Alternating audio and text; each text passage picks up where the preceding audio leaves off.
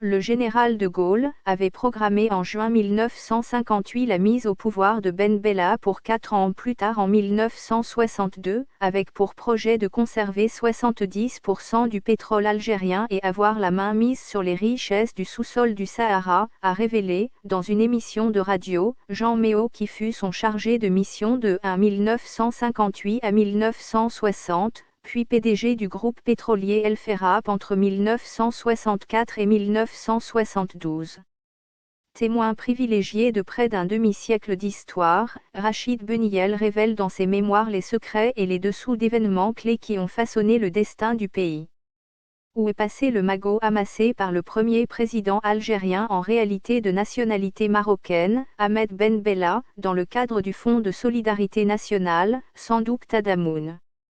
Plus de 54 ans après son lancement, les Algériens s'interrogent encore sur sa destination finale, tandis que certains ne désespèrent pas de récupérer une partie des biens qu'ils ont généreusement offerts à Ben Bella.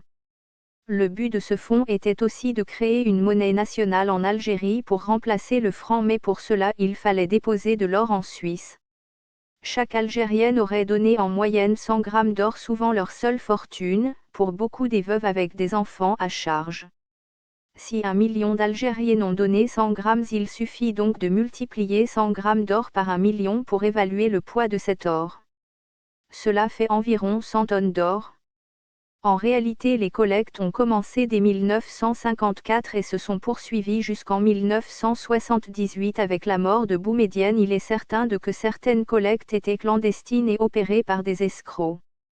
On peut estimer qu'au total les Algériens ont donné au minimum l'équivalent de 1000 tonnes d'or. Parfois il pouvait y avoir 4 collectes en seulement une année et les Algériens se sentaient obligés de donner pour ne pas être soupçonnés de trahison. De plus, entre 1954 et 1962, plus d'1 million de travailleurs algériens en Europe étaient obligés de donner entre 10 et 20% de leur salaire au Front de libération nationale sous peine d'être assassinés. L'affaire remonte à 1963, une année après l'indépendance. Les caisses du jeune État étant désespérément vides, le président en appelle à la générosité de ses compatriotes pour financer des projets contre la pauvreté, le chômage et la précarité. Par centaines de milliers, les Algériens mettent à sa disposition argent et bijoux au prix de grands sacrifices et de privations. L'opération est un succès.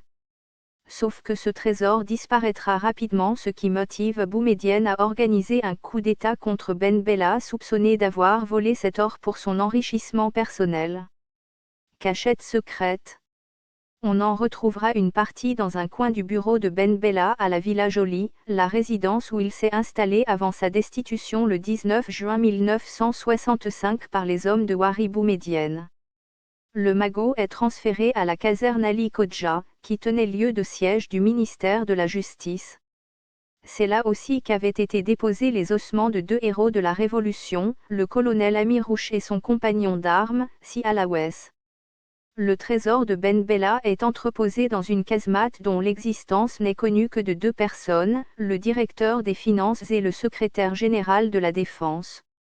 Pendant 2 décennies, il est tenu à l'abri des regards, jusqu'à l'arrivée, en novembre 1984, de Rachid Beniel à la tête du secrétariat général de la Défense. Informé de son existence, il ordonne aussitôt un inventaire complet, avant de le déposer à la Banque d'Algérie. À combien s'élevait le montant du « sandouk » ?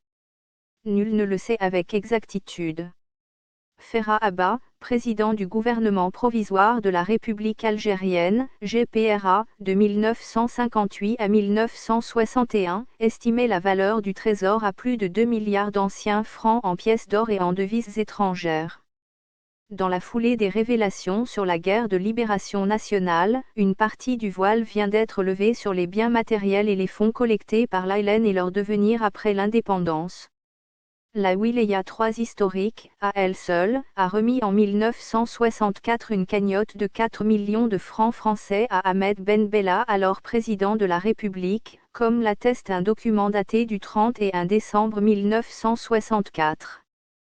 On peut estimer qu'entre 1954 et 1978 les Algériens ont donné l'équivalent d'au moins de 1000 tonnes d'or, ce qui ferait de nos jours en 2020 l'équivalent de 50 milliards de dollars.